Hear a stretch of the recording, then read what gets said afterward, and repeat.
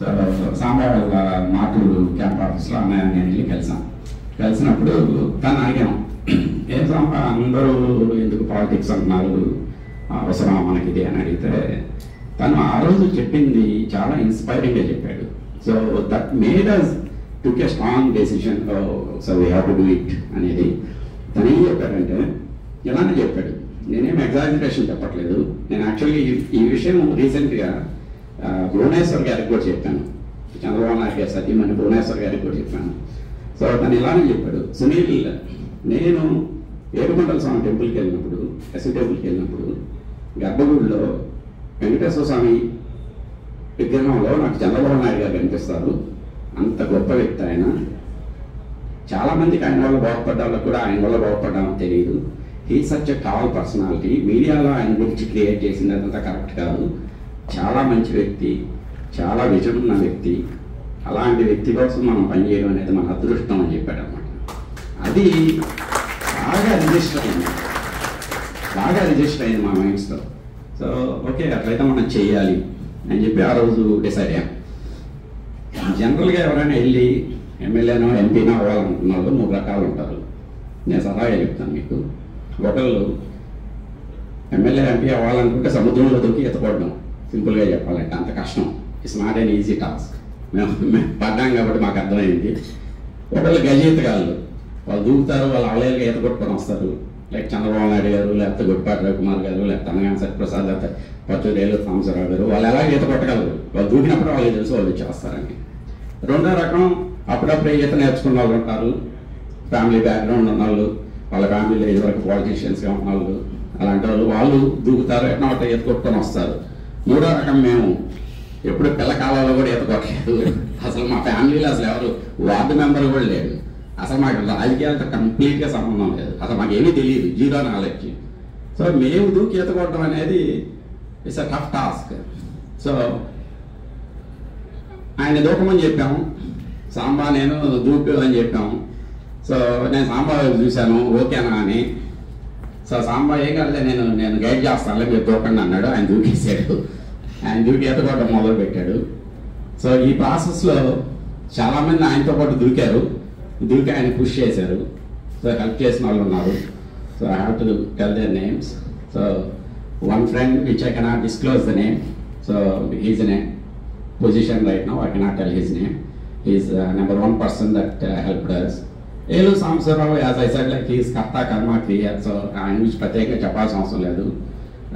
ఇంకా అక్కడి నుంచి జయంత్ గతే, మై చైల్డ్హుడ్ ఫ్రెండ్, తర్వాత సాత్విక్ కామినేని, రమణ బెల్లమని, తర్వాత ఇట్లా చాలామంది హెల్ప్ చేశారు. But these are the key people. అత్యంత ఇంపార్టెంట్ వ్యక్తి మా పెదనాన్న కొడుకు వెంకట కాకర్ల. తను ఈ హోల్ ప్రాసెస్లో మొత్తం స్ట్రెయిన్ తీసుకొని మొత్తం ఉన్నాడు. తన హ్యాపీనెస్ ఒకటే, అంటే మనం ఒక చిన్న ఫ్యామిలీలో పుట్టాము, ఎక్కడో పుట్టాము, ఈరోజు కాకర్ల అంటే ఒక బ్రాండ్ నెల్లూరులో, అది క్రియేట్ చేయగలిగాము. నేను కూడా కాకర్ల, నా తమ్ముడు ఎమ్మెల్యే, ఆయన కష్టపడ్డాడు. ఇట్లా మాతో పాటు తర్వాత చాలామంది దూకారు. ఆ దూకిన వాళ్ళు 100 మంది ఇక్కడ కూడా ఉన్నారు. అజయ్ ముప్పరాజు, శ్రీరామ్ ప్రసాద్ ముప్పరాజు, నాకు బాగా హెల్ప్ చేసిన నా అత్యంత క్లోజ్ ఫ్రెండ్ సతీష్ అడ్సుమిల్లి, తర్వాత నా junior best friend Tulluru Srinivasarao, తర్వాత ఇక్కడ వీళ్ళందరూ కూడా వచ్చి మా ఆయనకు దూకారు. తర్వాత మమ్మల్ని అందరూ నేర్చుకొని ఒడ్డుకి తీసుకొచ్చిన వాళ్ళు. But I have to say one thing. February 24th 11 AM when respected మాకు దేవ సమానులు, మేము అత్యంత పూజించే వ్యక్తి, రియల్గానే మేము దైవంగా భావించే వ్యక్తి చంద్రబాబు నాయుడు గారి నోటి నుంచి ఉదయగిరి కాకర్ల సురేష్ అన్నప్పుడు we nailed it. We thought we did it. So ఆ రోజు నాకు తెలుసు, so we're going to make it, we're going to win it, అందరికీ తెలుసు.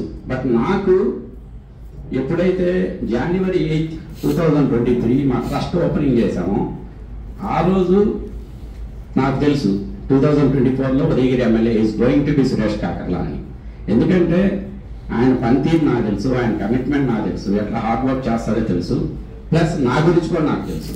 సో నేను ఎట్లా ఏదైనా పట్టుకుంటే ఎట్లా వదలకుండా వర్క్ చేస్తానని నాకు తెలుసు, ప్లస్ నాకున్న రిసోర్సెస్ కూడా తెలుసు. మీకు సింపుల్ ఎగ్జాంపుల్ ఏంటంటే, ఏలూరు సాంబశివరావు January 2023లోనే తన ఫోన్లో అన్నయ్య కాంట్రాక్ట్ ట్వీట్ చేసుకున్నప్పుడు ఉదయగిరి ఎమ్మెల్యే అని ట్వీట్ చేసుకున్నాడు. So that's the confidence we had. So that's the planning, that's the strategy we had.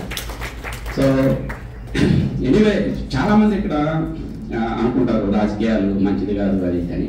But నా ఎక్స్పీరియన్స్లో నేను చెప్తున్నాను, మీలాంటి వాళ్ళు, అంజీ చౌదరి లాంటి వాళ్ళు, లేకపోతే లావు శ్రీనివాస్ లాంటి వాళ్ళు, మీరు వెళ్ళాలి ఈ రాజకీయాల్లోకి. మీ అవసరం ఉంది. రాజకీయాలు ఇప్పుడు మనం హైదరాబాద్ ఎయిర్పోర్ట్లో దిగుతున్నాం వెళ్ళి డైరెక్ట్గా. హైదరాబాద్ ఎయిర్పోర్ట్ని ఎవరు బిల్డ్ చేశారు? అదే రాజకీయ నాయకులు కదా బిల్డ్ చేశారు. మన ఇండియా వెళ్ళినప్పుడు తిరిగే రోడ్లు కానీ వాళ్ళు కరెక్టా లేకపోతే ఇంకోటి అనేది కాదు. అసలు రాజకీయ నాయకులు అంటూ లేకపోతే అసలు వ్యవస్థ లేవు. సో మనం we have to think that రాజకీయ నాయకులు లేకుండా అసలు ఏదీ లేదు. రాజకీయ నాయకుల వల్ల చెడు ఎంత జరుగుతుందో అంతకు 100 రెట్లు మేలు జరుగుతుంది. అసలు రాజకీయం అనేది లేకపోతే అసలు మీకు ఏం ఎక్కడి నుంచి వస్తాయి? ఇన్ఫ్రాస్ట్రక్చర్ ఎక్కడి నుంచి వస్తుంది? సో మీరందరూ అవకాశం ఉన్న వాళ్ళందరూ ఆలోచించాలి. మీకు చేతనైనంత వెళ్ళి చేయాలి. నాకు తెలిసి అంజీ చౌదరి గారు వెళ్ళి రాజకీయాల్లోకి వెళ్తే ఎక్సలెంట్ లీడర్ అవుతారు. ఆయనకున్న కమిట్మెంట్కి, ఆయన ప్లానింగ్కి, ఆయన హార్డ్ వర్క్ చేసే విధానానికి. మిగతా వాళ్ళ గురించి నాకు అంత క్లోజ్ అసోసియేషన్ లేదు. బట్ చౌదరి గారిని నేను ఒక 10 years నుంచి మీకు చూస్తున్నాను. డెఫినెట్గా రాజకీయాలు చాలా ఖర్చుతో కూడుకుని అయిపోయాయి. హోప్ఫుల్లీ డౌన్ ద రోడ్ అది మారుతుందని ఎక్స్పెక్ట్ చేస్తున్నాం. బట్ మనం వెళ్ళాలి, చదువుకున్న వాళ్ళు వెళ్ళాలి. అట్లీస్ట్ అసెంబ్లీలో ఒక సురేష్ కాకర్లా, ఒక రవీంద్ర రాధాకృష్ణ, లేకపోతే ఒక ఏలూరు సాంబశివరావు, ఇట్లాంటి వాళ్ళు ఒక 50 మంది ఉంటే మాట తీరు మారుతుంది. నిజమైన చర్చ జరుగుతుంది. నిజంగానే అసలు అభివృద్ధి అనేది ఏంటి అనేది చేసి చూపించగలరు. సో అందుకని ఎవరికైనా దయచేసి రాజకీయాల మీద నెగిటివ్ ఒపీనియన్ ఉంటే you should change that. Without politics and without politicians we don't have a society there. These are the same people that build the beautiful society. Chandrababu Naidu గారి వల్ల ఇన్ని కోట్ల కుటుంబాలు బాగుపడ్డాయి. బాగుపడ్డ వాళ్ళు కూడా తెలియదు. మీకు ఐటీ భూమి వచ్చింది. ఐటీ భూమి ఇక్కడి నుంచి ఇన్ని వేల కోట్ల రూపాయలు ఇండియాకి వెళ్ళాయి. ఆ వేల కోట్ల రూపాయలతో పలాసలో ఉన్న కామన్ మ్యాన్ కూడా ఫ్రూట్స్ వెళ్ళాయి. వాడికి అసలు తెలియదు అభివృద్ధి. హైదరాబాద్లో జరిగిన అభివృద్ధి వల్ల నాకేం మేలు జరుగుతుందని అనుకోవచ్చు. ఎంత ఎకానమీ ఇంప్రూవ్ అయింది. సో ఇదంతా రాజకీయాల వల్ల జరుగుతుంది. సో మనం రాజకీయాల పట్ల నెగిటివ్ యాటిట్యూడ్ అనేది మాత్రం డెఫినెట్గా మార్చుకోవాల్సిన అవసరం ఉంది. నేను ప్రాక్టికల్గా ఎక్స్పీరియన్స్ చేసి చెప్తున్నాను. సో అదొకటి. 18 నెలల్లో ఎలాంటి పొలిటికల్ ఫ్యామిలీ బ్యాక్గ్రౌండ్ లేకుండా అక్కడికి వెళ్ళి కష్టపడి పనిచేసి ఎమ్మెల్యే అవ్వడం అనేది అంత ఈజీ టాస్క్ కాదు.